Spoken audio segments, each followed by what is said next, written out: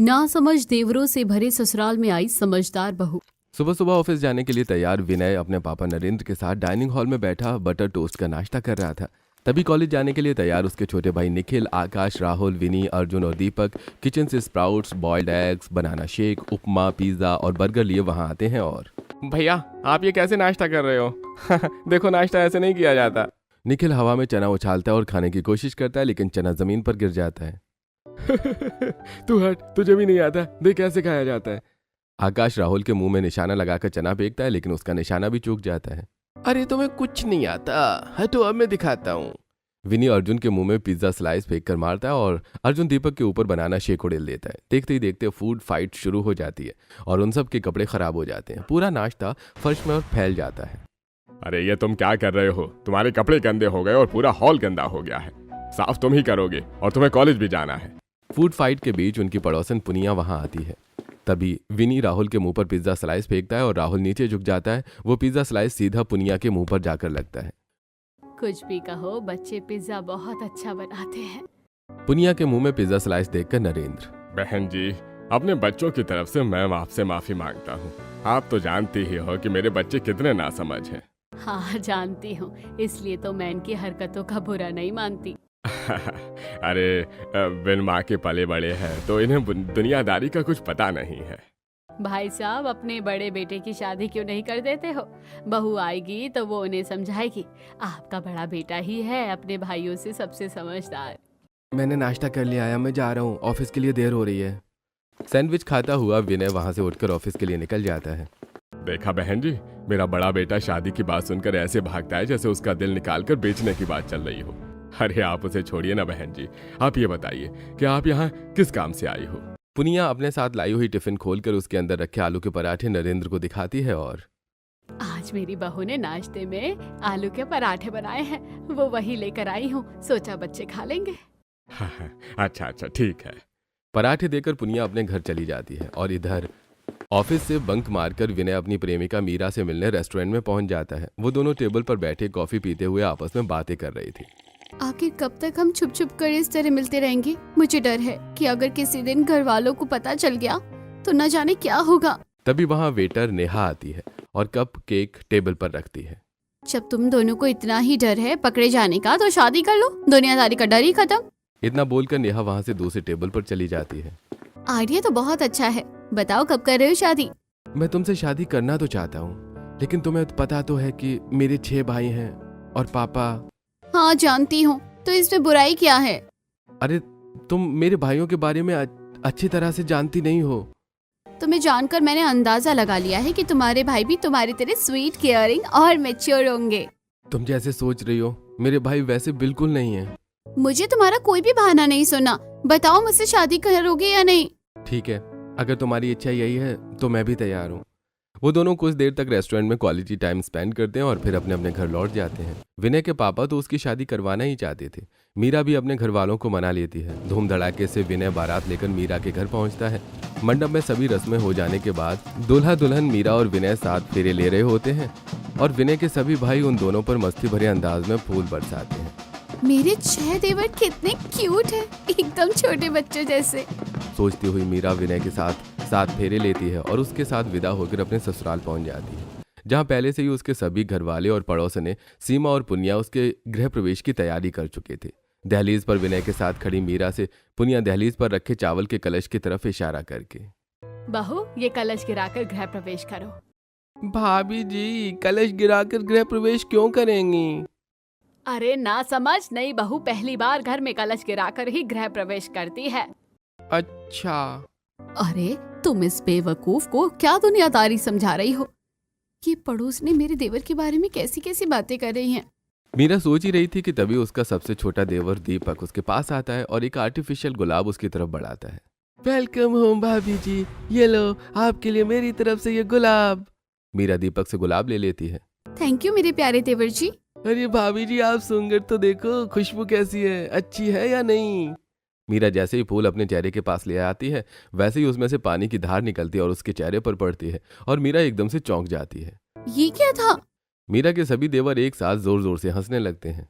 अरे नालायक, ये कैसा मजाक है? कोई अपनी भाभी के साथ ऐसा मजाक करता है क्या? ये मेरा नहीं, आकाश का आइडिया था पापा।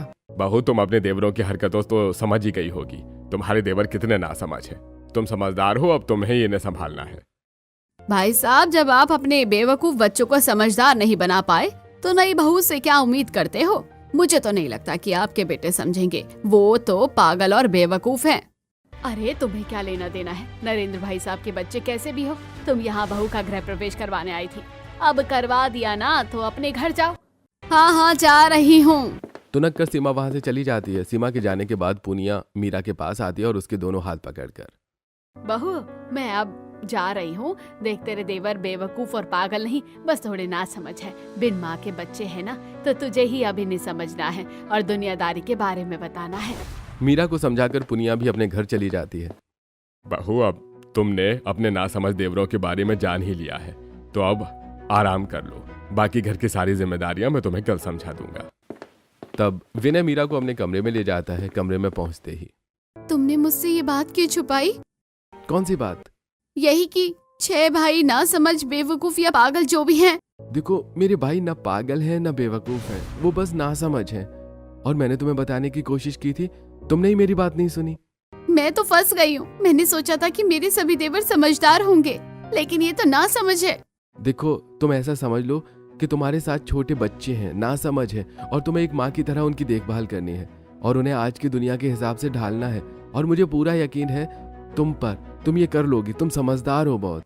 ठीक है, लेकिन अगर नहीं कर पाई तो? तुम तो कोशिश करने से पहले ही हार मान रही हो। कोशिश करने से पहले कैसे पता चलेगा? ठीक है, तुम कहते हो तो तुम्हारी बात मान लेती हूँ। अब जल्दी से सो जाओ, कल सुबह से बहुत सारी जिम्मेदारी संभालनी है तुम्हें।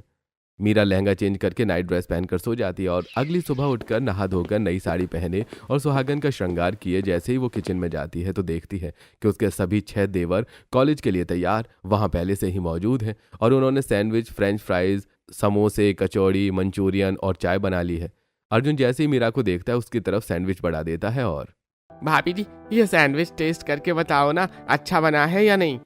अर्जुन के हाथ से सैंडविच लेकर जैसे ही मीरा उसे खाने वाली होती है, विनी उसका हाथ पकड़ लेता है और, अरे भाभी जी, सैंडविच ऐसे नहीं खाते। तो फिर कैसे खाते हैं देवर जी? मैं आपको खाने का सही तरीका बताता हूँ। जैसे ही आकाश मीरा के हाथ से सैंडविच लेता है वैसे ही वहां नरेंद्र पहुंच जाता है। अरे तुम यहाँ क्या कर रहे हो? चलो जाओ यहाँ से। तुम्हारी भाभी की पहली रसोई की रस्म है, आज सिर्फ वो हम सबके लिए कुछ स्पेशल बनाएगी। ठीक है, हम जा रहे हैं। भाभी जी, हम नाश्ता करने का सही तरीका आपको बाद में बताएंगे। मीरा के सभी देवर वहां से चले जाते हैं। बहू, तुम इन नासमझों की बातों पर ध्यान मत दो और अपनी पहली रसोई की रस्म अच्छे से करो। जो तुम्हें सही लगे वो बनाओ। ठीक है पापा जी। मीरा को समझाकर नरेंद्र वहां से चला जाता है। मीरा देखती है कि उसके देवरों ने पहले से ही सैंडविच, फ्रेंच फ्राइज, समोसे, कचौड़ी, मंचूरियन और चाय बना दी है। वैसे मेरे देवरों ने काफी कुछ बना दिया है, तो मैं सिर्फ मीठा ही बना देती हूँ। मीरा फटाफट खीर बनाती है और हॉल में बैठे अपने सभी देवरों, पति और ससुर को अपने देवरों के बनाए खाने के साथ सर्व करती है। मैंने सिर्फ खीर बनाई है, बाकी का सारा कुछ तो देवरों ने बना दिया था। आप सब खीर खाकर बताइए कैसी बनी है। मीरा की बात मानकर विनय और नरेंद्र खीर खाने लगते हैं, लेकिन उसके सभी देवर एक दूसरे की तरफ देखकर मन ही मन मुस्कुराते हैं। क्या हुआ देवर जी, आप एक दूसरे को देखकर मुस्कुरा क्यों रहे हो? कोई जोक याद आ गया है क्या? नहीं भाभी जी, हमें जोक याद नहीं आया। हम ये सोच रहे थे कि हम में से कौन आपको नाश्ता करने का सही तरीका बताएगा। अच्छा, नाश्ता करने का सही तरीका क्या है, मुझे बताओ। मीरा के ऐसा बोलते ही वो सभी एक दूसरे के मुंह पर समोसे, कचौड़ी और मंचूरियन फेंककर मारने लगते हैं। इन सब में वो सभी फूड फाइट शुरू कर देते हैं। ये आप सब क्या कर रहे हो? भाभी जी, यही तो नाश्ता करने का सही तरीका है। फूड फाइट में उन सभी के कपड़े गंदे हो जाते हैं और खाना फर्श पर फैल जाता है। अरे रुक जाओ तुम सब, तुम्हारे कपड़े गंदे हो रहे हैं, फर्श पूरा गंदा हो गया है, ये साफ कौन करेगा? निखिल का अपने मुंह की तरफ फेंका हुआ समोसा मुंह से कैच करके विनी खाने लगता है और, भाभी जी, नाश्ता तो कर लेने दो, उसके बाद हम साफ कर देंगे। शांत। मीरा के चिल्लाने पर फूड फाइट रुक जाती है और उसके सभी देवर छोटे बच्चों की तरह मासूमियत से उसकी तरफ देखने लगते हैं। ये क्या, आप तो बिल्कुल छोटे बच्चों की तरह नाश्ता कर रहे हो और एक दूसरे के कपड़े भी खराब कर दिए। अब जाओ जल्दी से नहा कर आओ, तब तक मैं हॉल साफ कर देती हूँ। मीरा के कहने पर उसके सभी देवर अपने कमरे में नहाने चले जाते हैं। उसके जाने के बाद मीरा झाड़ू लेकर हॉल साफ करने लगती है। तभी उसका ससुर नरेंद्र पोछा लगाने लगता है और, बहू, तुम्हारे देवरों की फैलाई गंदगी साफ करने में मैं तुम्हारी मदद करवा देता हूँ। मैं कहाँ फंस गई ना समझ देवरों के बीच। तभी वहां उसके सभी देवर ट्रंक पहने पहुंच जाते हैं। मीरा उन्हें देखकर अपने हाथों से अपनी आंखें ढककर अपना चेहरा घुमा लेती है। उसके सामने जाकर दीपक, भाभी जी देखो मैं अच्छी तरह से साफ हुआ या नहीं।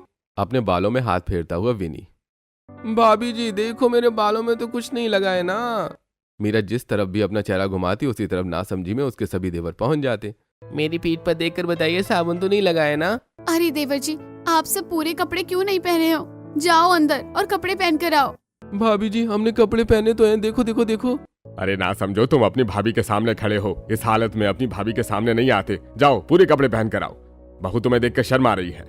हमने कपड़े पहने तो हुए हैं, और पहले भी तो आप सबके सामने ऐसे ही आ जाते थे, तब तो आप हमें कुछ नहीं बोलते थे। विनय राहुल के पास आता है और उसके कंधे पर हाथ रखता है। मेरे प्यारे भाइयों, मर्द एक दूसरे के सामने कैसे भी रह सकते हैं, और पहले इस घर में सिर्फ मर्द थे, एक भी महिला नहीं थी। लेकिन अब तुम्हारी भाभी इस घर में आ गई है जो कि एक महिला है, तो महिलाओं के सामने पुरुषों को थोड़ा कायदे से रहना पड़ता है। भैया आपके कहने का मतलब है कि हम पूरे कपड़े पहन कर आए? हाँ देवर जी, आप बिल्कुल सही समझे। अच्छा तो ये बात है, हम अभी पूरे कपड़े पहन कर आते हैं। वो सभी अपने कमरे में जाते हैं और शर्ट पैंट पहनकर वापस आ जाते हैं। भाभी अब ठीक है ना? अब तो आपको हमसे शर्म नहीं आ रही? देवर जी अब ठीक है, अब से आप सब मेरे सामने ऐसे ही कपड़े पहने रहना। ठीक है भाभी जी। अब हम कॉलेज जा रहे हैं।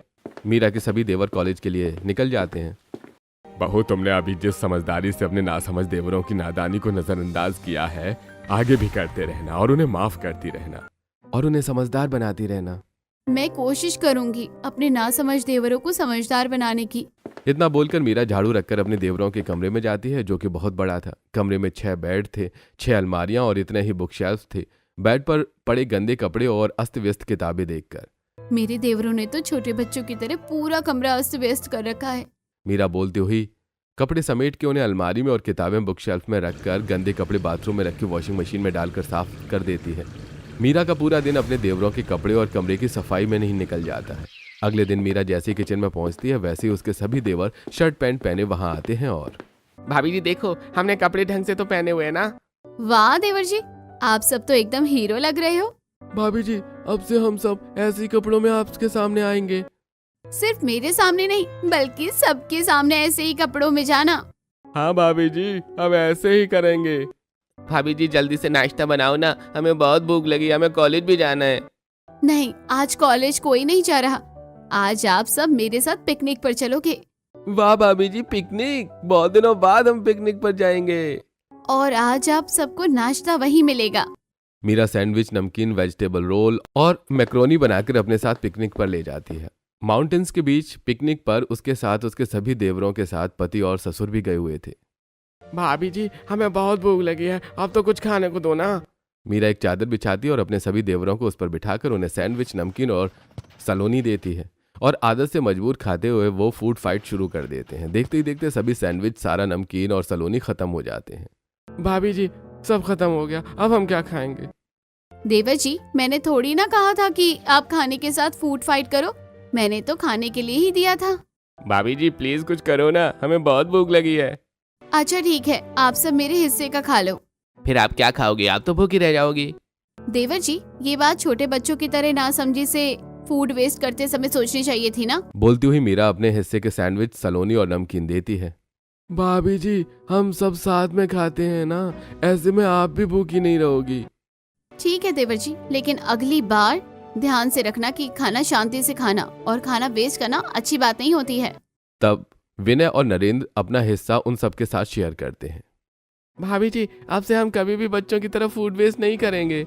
अरे वाह मेरे नादान देवर जी, आप तो बहुत जल्दी समझ गए। भाभी जी हमें ऐसे पहले कभी किसी ने नहीं समझाया, नहीं तो हम कब का समझ गए होते। मीरा अपने नासमझ देवरों को जो समझाना चाहती थी वो उसने समझा दिया था, और वो सभी समझ भी गए थे। अगले कुछ दिनों तक मीरा अपने नासमझ देवरों को उठना बैठना, लोगों के सामने कैसे पेश आना और दुनियादारी की बहुत सी बातें समझा देती है। फिर एक दिन जब मीरा के सभी देवर कॉलेज, सुपरमार्केट और पति ऑफिस में गए थे, तभी मिठाई का डिब्बा लिए सीमा आती है और हॉल में बैठी मीरा को मिठाई देते हुए। मेरे बेटे ने पूरे कॉलेज में टॉप किया है, उसी की खुशी में मिठाई खिलाने आई हूँ। बधाई हो आंटी जी। तुम्हारे उन बेवकूफ देवरों का तो कुछ पता नहीं चलता, क्या क्या करते रहते हैं, कभी पास होते भी है या नहीं। मीरा के पास उसकी बात का कोई जवाब नहीं था। ताना मारकर सीमा अपने घर चली जाती है। इस तरह कुछ दिन और बीत जाते हैं और फिर एक दिन शाम को ट्रे में 6 कप चाय लेकर मीरा बालकनी में बाहर की तरफ मुंह किए हुए खड़े लोअर और टी शर्ट पहने अपने सभी 6 देवरों के पास जाती है और मेरे प्यारे देवर जी, ये लो शाम की चाय पियो। वो सभी गाल पर हाथ रखे पलटते हैं। देवर जी, आपके चेहरे लटके हुए क्यों हैं? और ये आप सब ने गाल पर हाथ क्यों लगा रखा हुआ है? क्या छुपा रहे हो? कहीं किसी लड़की ने आपके गालों पे चुम्मी तो नहीं दे दी, जिसके निशान आप सब मुझसे छुपा रहे हो? कहाँ भाभी, हमारी किस्मत में चुम्मी। वो सभी अपने अपने गालों से हाथ हटाते हैं और गाल पर उंगलियों के निशान दिखाकर ये देखो।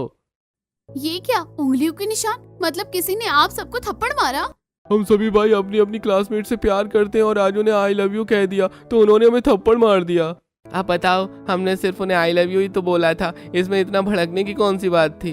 मेरे प्यारे देवरों, लड़की ऐसे नहीं मानती। लड़की को पहले इम्प्रेस करना होता है, उसे समझना होता है, अपने बारे में थोड़ा बताना होता है, अपना प्यार जताना होता है, उसके बाद लड़की इम्प्रेस होती है। हमें तो ये सब पता ही नहीं था। हमें तो लगता था कि बस लड़की को जाकर आई लव यू बोल दो गुलाब का फूल देकर और लड़की मान जाएगी। अब मैं आप सबको अपनी होने वाली देवरानी को इम्प्रेस करने का तरीका बताऊंगी। तब तो आज ही आप हमारे साथ चलो, क्योंकि आज मेरी रजनी का बर्थडे है। उसने एक रेस्टोरेंट में बर्थडे पार्टी रखी है जिसमें वो भी आएगी। ऐसी हालत में चलेंगे? नहीं भाभी, हम सब अभी आते हैं। वो सभी अपने कमरे में जाते हैं और शर्ट पैंट पहन कर आते हैं अपने देवरों को शर्ट पैंट पहने देखकर। अरे मेरे ना समझ देवरों, लड़की को ऐसे इम्प्रेस नहीं किया जाता। अब मुझे समझ में आया कि तुम सबको थप्पड़ क्यों मारा। भाभी, इन कपड़ों में क्या बुराई है, अच्छे तो लग रहे हैं। देवर जी, अब मैं तुम्हें कैसे समझाऊं?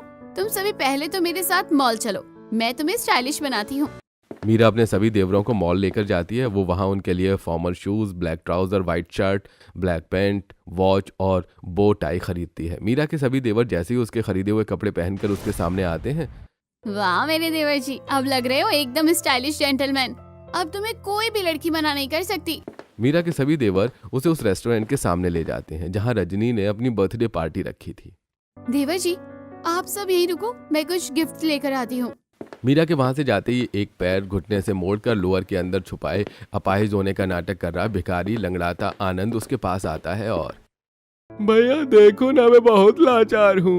एक्सीडेंट में मेरा एक पैर कट गया था, मैं कुछ काम नहीं कर सकता। थोड़ी मदद कर दोगे तो आपको बहुत आभार होगा। भैया, हम आपकी मदद तो करना चाहते हैं, लेकिन हमारे पास तो पैसे ही नहीं है, तो कैसे करें? भैया आप बहुत दयालु हैं। आप अगर मेरी मदद करना चाहते हैं तो आप अपने महंगे कपड़े, घड़ी और जूते बेचकर भी कर सकते हैं। किसे बेचें? कौन खरीदेगा? उन सभी की बातें पास ही खड़ा विजय सुन रहा था। वो उनके पास आता है और अरे मैं हूं ना, मैं आपके कपड़े की सही कीमत लगा दूंगा। भाई साहब, आपने तो हमारी बहुत बड़ी प्रॉब्लम सॉल्व कर दी। वो जैसे ही अपने ब्लेजर उतारकर विजय को देने वाले होते हैं तभी गिफ्ट्स लेकर मीरा उनके पास आती है और ब्लेजर उनके हाथ से लेकर। अरे देवर जी, आप सब ये क्या कर रहे हो? हम इस बेचारी की मदद कर रहे हैं। देखो ना भाभी, इसका एक पैर नहीं है। आप लोग ना सच में बिल्कुल ना समझ और भोले हो। ये देखो, ये कोई अपाहिज नहीं है, तुम्हें बेवकूफ बना रहा है। बोलते हुए मीरा आनंद की लोअर नीचे कर देती है और उसका घुटने से मुड़ा और रस्सी से बंधा पैर सबको दिख जाता है। पोल खुलते ही आनंद और विजय भाग जाते हैं। देखो मेरे ना समझ देवरों, ये लोग ऐसे ही भोले भाले लोगों को बेवकूफ बनाते हैं और फिर जिन्हें सच में मदद की जरूरत होती है उनकी कोई मदद नहीं करता। अरे उसका भागना तो समझ में आया, क्योंकि वो हमें बेवकूफ बना रहा था, लेकिन वो दूसरा वाला क्यों भागा? क्योंकि वो उसका साथी था। वो दोनों मिलकर आप सबको बेवकूफ बना रहे थे। लेकिन अब मेरे होते हुए आपको कोई बेवकूफ नहीं बनाएगा। मीरा उन सभी को समझा ही रही थी कि तभी उसके देवरों की सभी प्रेमिकाएं कार से उतरकर रेस्टोरेंट के पास पहुंच जाती हैं। भाभी जी देखो, वो रही जिनसे हम प्यार करते हैं। ठीक है, आप सभी यहीं रुको, मैं आती हूँ उनसे बात करके। मीरा अपने देवरों को वहीं रुकने का बोलकर रजनी, पायल, रूपा, मालती, प्रियंका और आरती के पास जाती है, कुछ दूर खड़े अपने देवरों की तरफ इशारा करके। ये सभी मेरे देवर हैं। उन्होंने आपको प्रपोज किया था और आपने उनका प्रपोजल रिजेक्ट कर दिया था। दीदी, आपके देवर अच्छे हैं, हमें क्यूट लगते हैं। उनका बचकाना हरकतें हमें पसंद नहीं। हमें उनके साथ टाइम स्पेंड करना अच्छा लगता है, लेकिन इन नासमझों के साथ लाइफ स्पेंड करने का हम नहीं सोच सकते। हमें समझदार और मैच्योर लाइफ पार्टनर चाहिए। हम जिंदगी भर बच्चों की आया बनकर नहीं रहना चाहती। आप लोगों की बात तो सही है, मेरे देवर जी हैं तो ना समझ। आप सबने उनकी ना समझी ही देखी, उनका दिल नहीं देखा। भाभी जी, दिल में क्या रखा है? और वैसे भी आजकल दिल कौन देखता है? अपने देवरों के बारे में इन सभी की सोच जानकर मीरा उनसे ज्यादा और कुछ नहीं कहती। वो अपने देवरों के पास आती है और देवर जी, अगर आपको कोई चीज नहीं पसंद आती है तो आप उसके साथ क्या करते हैं? भाभी जी हम उस चीज की तरफ देखते भी नहीं हैं। तो फिर उन लड़कियों ने भी तुम्हारे साथ वैसा ही किया है। तुम उन्हें पसंद नहीं हो इसलिए। भाभी जी उन्होंने बिल्कुल सही किया, जरूरी थोड़े ना है कि हम उन्हें पसंद करते हैं, वो भी तो हमें पसंद करें। देवर जी आप सब तो बहुत समझदार हैं। जो बात समझने में लोग पूरी जिंदगी निकाल देते हैं फिर भी वो नहीं समझ पाते, वही बात आप सब इतनी जल्दी समझ गए हो। जिंदगी का सबसे बड़ा लाइफ लेसन लेकर मीरा अपने देवरों के साथ घर वापस आती है। कुछ दिन बीत जाने के बाद एक रात 1 बजे मीरा पानी पीने के लिए अपने रूम में जब किचन की तरफ जाती है तो उसे अपने देवरों के कमरे का दरवाज़ा खुला हुआ और लाइट्स ऑन दिखती हैं। मीरा उनके कमरे में जाती है और किताब चेहरे पर रखे सोए हुए अपने देवरों को देखती है।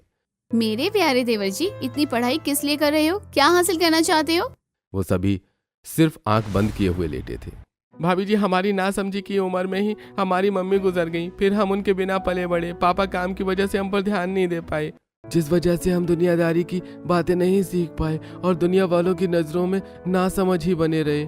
लेकिन आपके आने के बाद हमें पता चला सामाजिक ताना क्या होता है, समाज के सामने कैसे सभ्य बनकर रहा जाता है। हमें तो आप मिली, लेकिन हमारी तरह कितने ही लोग हैं जिन्हें प्रॉपर गाइडेंस न मिलने की वजह से दुनिया उन्हें ना समझ, पागल या न जाने क्या क्या कहती है। हम उनके लिए कुछ करना चाहते हैं, हम ना एक काउंसलिंग फॉर्म खोलना चाहते हैं, लेकिन हमें पता नहीं है कि यह हम कैसे करें। आपकी फर्म की रजिस्ट्रेशन और जो भी जरूरी प्रोसीजर होगा उसमें मैं आपकी हेल्प करूंगी। इतना बोलकर मीरा अपने कमरे में जाती है और अगले दिन नई फर्म ओपन करने की सभी प्रोसीजर फॉलो करके गवर्नमेंट को एक एप्लीकेशन लिखती है। इस बात को कुछ दिन बीत जाते हैं और फिर एक दिन मिठाई का डिब्बा लिए एक बार फिर उनकी पड़ोसन सीमा आती है और हॉल में बैठे मीरा और नरेंद्र को मिठाई देते हुए। मेरे होशियार बेटे की विदेश में नौकरी लग गई, वो कल ही ऑस्ट्रेलिया जा रहा है और तुम्हारे बेवकूफ देवर क्या ही कर रहे हैं। मीरा सीमा की बात का कोई जवाब दे पाती उससे पहले ही उसके सभी देवर बेहद खुशी से झूमते हुए वहां आते हैं और वो सभी मीरा को गोद में उठा लेते हैं। भाभी जी आपकी वजह से हमारी फर्म रजिस्टर हो गई है। अब हम अपने जैसे न जाने कितने लोगों की मदद कर सकेंगे। वो सभी मीरा को नीचे उतारते हैं। हाँ तो आंटी जी आप क्या कह रही थी, आपका बेटा समझदार और मेरे देवर ना समझ है। आंटी जी आपका समझदार बेटा आपको छोड़कर विदेश में जाएगा और मेरे ना समझ देवर लोगों की मदद करेंगे। अब आप ही बताइए कौन समझदार है और कौन ना समझ। अरे भाभी जी आप भी कहाँ सीमा आंटी जी को समझाने में पड़ रही हो, आप चलो हमारे साथ। और पापा आप भी। मीरा और उसके ससुर को उसके सभी देवर एक क्लास में ले जाते हैं जहां उन्हीं की तरह ना समझ ललित, तुषार, पंकज, राजीव और उमेश की तरह बहुत से लोग मौजूद थे। आज अगर आप सब इस क्लास में बैठे हैं तो ये हमारी प्यारी और समझदार भाभी की वजह से मुमकिन हो पाया है। जब पूरी दुनिया ने हमारी नासमझी और नादानी को पागलपन और बेवकूफ़ी कहकर हमारा मजाक उड़ाया, तब हमारी भाभी ने हमारी नासमझी को समझकर हमें समझदार बनाया। और अब आप सभी कुछ ही दिनों में दुनिया के साथ कदम से कदम मिलाकर चल सकोगे। अरे मेरी समझदार बहू ने मेरे नासमझ बेटों को समझदार बना दिया। ये समाज हर उस इंसान को पागल या नासमझ कहता है जो उनके नजरियों को छोड़कर अपने नजरिए से जिंदगी जीता है। यही बात समझकर 6 नासमझ देवरों को उनकी समझदार भाभी ने उन्हें नासमझ से समझदार बना दिया।